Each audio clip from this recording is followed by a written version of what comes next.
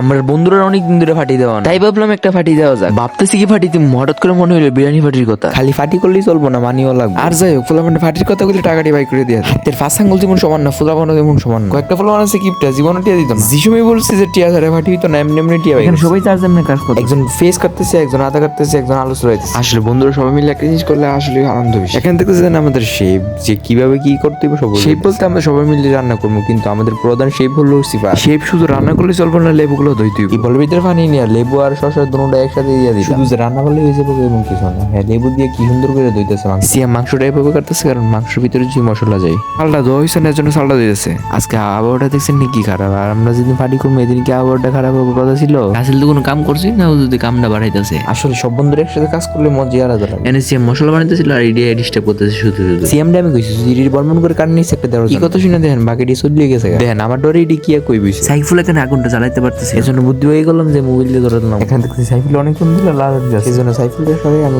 একটু লাড়া দিই। আমি হুদুদি লাড়া না দিয়েছি, আমি কইছি আমি রান্না শুরু করো। কাজের সময় তো একটু শিখছি না, খাওয়ানোর সময় সব আছে। এই সবকিটা করতেছে একটা সেলফি তুলি না, খাওয়া শুরু করছে, খাইতে ওরা করার মতো না। তোমরা ভিডিওটি লাইক করে দাও, বাই।